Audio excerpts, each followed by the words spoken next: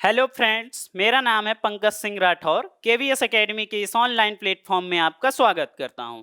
Current affairs bulletin नामक हमारी श्रृंखला में आज का विषय है श्रीनिवास रामानुजन।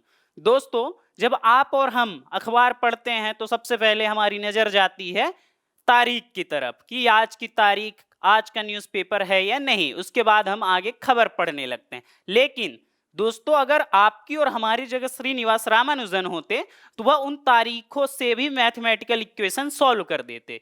जी हाँ, हम बात करेंगे गणितज्ञों के गणितज्ञ, संख्याओं के जादूगर, भारत के महान वैज्ञानिक श्रीनिवास रामानुजन की। जी दोस्तों, तो आइए हम बात करते हैं श्रीनिवास रामानुजन की। दोस्तों, जैसा कि आप जानते होंगे कि आज 22 दिसंबर है। 22 दिसंबर को सरकार राष्ट्रीय गणित दिवस मनाती है। किसकी याद पे? श्रीनिवास रामानुजन की याद में। श्रीनिवास रामानुजन का जन्म होता है 22 दिसंबर 1887 को मद्रास, तमिलनाडु, एक ब्राह्मण परिवार के यहाँ। फिर इनका आगे का जो जीवन रहता है दोस्तों, जब वो 3 साल तक वो बोल नहीं पाते थे, उसके बाद जैसे एक आम बालक होता है बोलना शुरू करते हैं और उनकी जिज्ञासा बढ़ती जाती है। बालक जो कि बहुत ही जिज्ञासु प्रवृत्ति के होते हैं, वैसे ही वह भी बहुत जिज्ञासु थे। अपने शिक्षकों से ऐसे ऐसे सवाल करते थे जिनका जवाब देना शिक्षकों के लिए भी मुश्किल का काम होता था। जैसे कि वह पूछ लेते थे कि बताइए कि पृथ्वी में सबसे पहला इंसान कौन आया था, आकाश और पृथ्वी के बीच की दूरी कैसी है। इन सभी वजहों से चंचल बालक की तरह देखा जाता था। अब दोस्तों, जब वह 6ठी क्लास में उनके हाथ में पुस्तक लगती है तो वह उनका ध्यान बहुत ही ज्यादा गणित की ओर जाता है, रुझान उनका और विषयों में कम होने लगता है। इसी क्रम में जब वो 11वीं का पेपर देते हैं तो वह फेल हो जाते हैं। उसके बाद सिर्फ वो 11वीं में गणित विषय बस में पास होते हैं। अब फेल हो जाते हैं तो उसके बाद वो सोचे कि मैं प्राइवेट से पेपर देता हूं, लेकिन प्राइवेट से भी जब वो परीक्षा देते हैं तो गणित विषय को छोड़कर बाकी सभी विषयों में अनुत्तीर्ण हो जाते हैं। अब उसके बाद उनका जीवन मतलब विद्यालयी जीवन उनका खत्म हो जाता है। उसके बाद उनकी शादी कर दी जाती है उनके हमसफर जानकी अम्माल से, मात्र 16 वर्ष की उम्र में।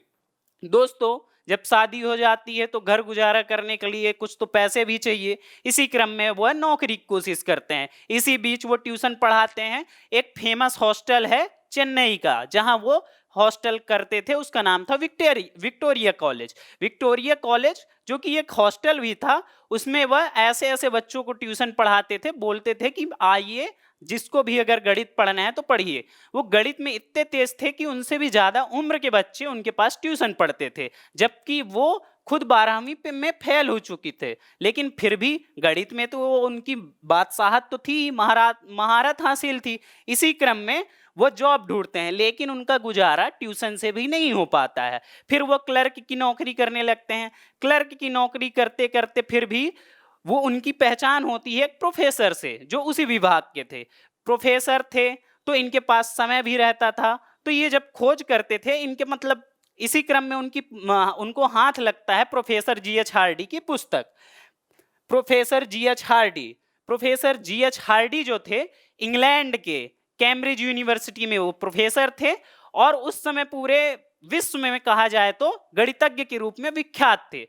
इन्होंने ऐसे बहुत सारे इक्वेशन बनाए थे जिनके उत्तर इन्होंने भी नहीं दिए थे। इसी क्रम में जब इनकी पुस्तक हाथ लगती है रामानुजन के, तो रामानुजन बहुत सारे इक्वेशन इनके सॉल्व करते हैं, साथ में उनको स्लेट में लिखते हैं।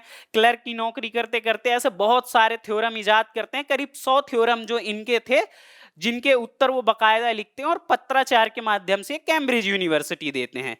दोस्तों, जब ये भी देखते हैं प्रोफेसर जीएच हार्डी कि मेरा इक्वेशन कोई ऐसा विद्यार्थी सॉल्व किया है जो कि नॉर्मल तो नहीं हो सकता है, बहुत ही होनहार होगा, तो आने का ये निमंत्रण देते हैं रामानुजन को कैम्ब्रिज यूनिवर्सिटी के।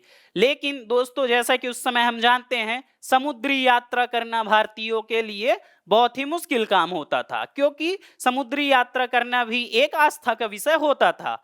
आस्था का विषय जिसमें हम समुद्र यात्रा पार नहीं करते थे। उनकी मम्मी मना कर दिए, जिसकी वजह से प्रोफेसर रामानुजन जो थे रामानुजन बोलते हैं कि आप मेरी व्यवस्था सिर्फ स्कॉलरशिप की कर दीजिए जिससे मैं आगे की और पढ़ाई कर सकूं और साथ में ही मेरी खाने की व्यवस्था हो जाए जिससे मैं और भी आगे खोज कर सकूं या और भी रिसर्च कर सकूं। इसी क्रम में प्रोफेसर GH हार्डी की मदद से मद्रास कॉलेज में उनको मिल जाता है स्कॉलरशिप। फिर वो आते हैं और उनकी मम्मी मान जाती है तो फिर ये चले जाते हैं कैम्ब्रिज यूनिवर्सिटी। दोस्तों, रामानुजन के जीवन में परिवर्तन यहीं से शुरू होता है। जी एच हार्डी के साथ उनका बहुत ही अच्छा संबंध था। इनकी फेमस जो खोज थी, अगर इन दोनों का संबंध बताना होता है मतलब कि दोस्ताना, तो वह 1729 नंबर से बताया जाता है। 1729 नंबर आप सर्च करिएगा, ये किस्सा भी बहुत अच्छा है, उन दोनों के बीच का रिलेटेड है। अब जब वो संपर्क में आते हैं तो दोनों ऐसे बहुत सारे इक्वेशन सॉल्व करते हैं जो करीब 4000 के करीब होते हैं। उनमें से प्रमुख रहते हैं अनंत की खोज, मॉक थीटा फंक्शन और डाइवर्जन थ्योरम।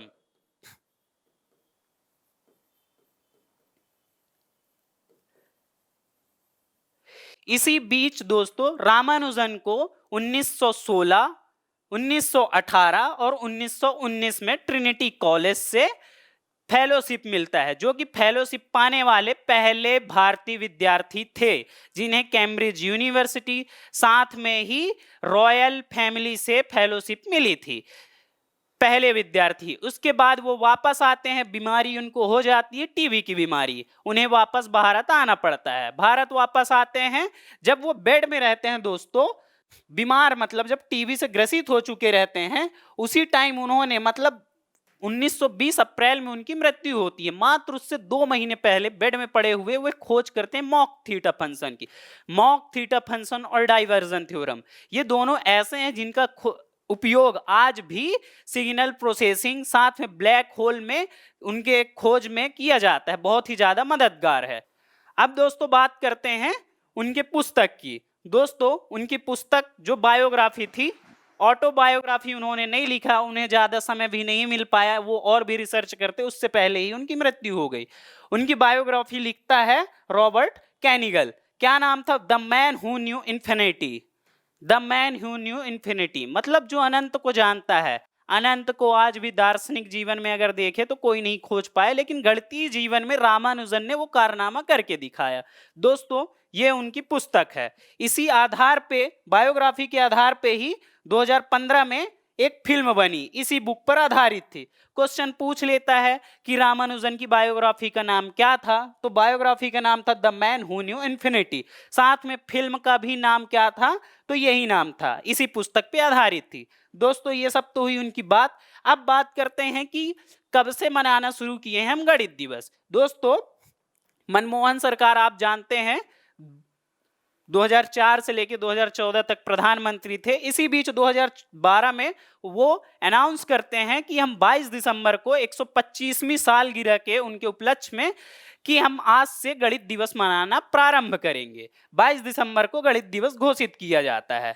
अब दोस्तों आप बात कर रहे होंगे कि गणित दिवस मनाया जाता है अगर उन्होंने इतने बड़े बड़े खोज किए हैं जिनका उपयोग mock theta function, signal processing और साथ में ही ब्लैक होल के खोज में किया जाता है, तो फिर ऐसा क्या कारण है कि उनका उपयोग हमारे सिलेबस में नहीं है। आप देखते होंगे कि हम 12वीं तक पढ़ते हैं, उसके बाद उच्च स्तरीय विद्या शिक्षा प्राप्त करने जाते हैं, लेकिन फिर भी ऐसा क्या कारण है कि वो सिलेबस में ऐड नहीं है। उसका महत्वपूर्ण वजह यह है कि दोस्तों उन्होंने इतने उच्च स्तरीय खोज किए हैं कि जिनका आम विद्यार्थियों के समझ आना परे है। साथ में ही अभी भी उनमें रिसर्च किया जा रहा है, इस वजह से नहीं होता है। साथ में जो उनके बहुत सारे अभी भी थ्योरम है जो कि अनसुलझे हुए हैं, वो थ्योरम तो देकर चले गए, वो प्रूफ नहीं देते थे, वो रीजनिंग के माध्यम से अपने जितने भी थ्योरम होते थे वो सभी कुछ देते थे। बाद में वैज्ञानिक आते गए, बहुत सारे वैज्ञानिक आए जो उन पर रिसर्च किए और वो प्रूफ किए कि रामानुजन ने जो भी थ्योरम दिया है वो पूरी तरह से सही है। साथ में ही ऐसे और कई कारण हैं जिसकी वजह से सिलेबस में ऐड नहीं किया गया। धन्यवाद दोस्तों, मैं आशा करता हूं कि आपको मेरा यह प्रयास पसंद आया होगा। आपको इस वीडियो से संबंधित जानकारी पीडीएफ के रूप में अगर प्राप्त करनी है तो आप हमारे टेलीग्राम चैनल ज्वाइन कर सकते हैं, जिसकी जानकारी हमारे डिस्क्रिप्शन में दी गई है।